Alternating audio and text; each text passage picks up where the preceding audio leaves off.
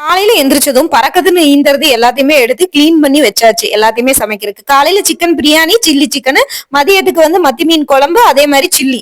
இந்த மாரி போடலான்னு வந்து பிளான் பண்ணியாச்சு. கொஞ்ச நேரம் ஆனதுக்கு அப்புறம் பாத்தீங்கன்னா, வயித்துக்குள்ள ஒரே கடாமுடான்னு சத்தம். என்னடான்னு யோசிச்சு அப்பதான் எனக்கு தோணுது, ஓ பசிக்க ஆரம்பிச்சிருச்சு அப்படின்னு.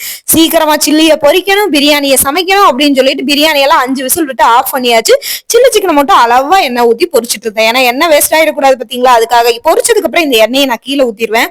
அது மறுபடியும் யூஸ் பண்ண மாட்டேன். அதனால அளவா எண்ணெய் ஊத்தி 4 பீஸா பொரிச்சுக்கிட்டு இருக்கேன். பிரியாணி இப்ப சில்லி பொரியறக்குள்ளேயே வந்து பாத்தீங்கன்னா சுட சுட எல்லாரும் எடுத்து சாப்பிட்டு இருந்தாங்க. அதுக்கப்புறம் என்ன, நம்ம ஆயுதத்தை வந்து ஓபன் பண்ணிட வேண்டியதுதான். என்னன்னு பாத்தீங்கன்னா பிரியாணியை சுட சுட ஓபன் பண்ணியாச்சு.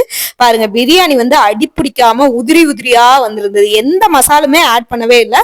நம்ம வீட்லயே இருக்கிற மசாலா வச்சு பிரியாணி பண்ணதுதான். நெய் அதிகமா விட்டுருந்தேன். அதனால நல்லாவே வந்து பாத்தீங்கன்னா பிரியாணி கொலையா வந்து வந்திருந்தது.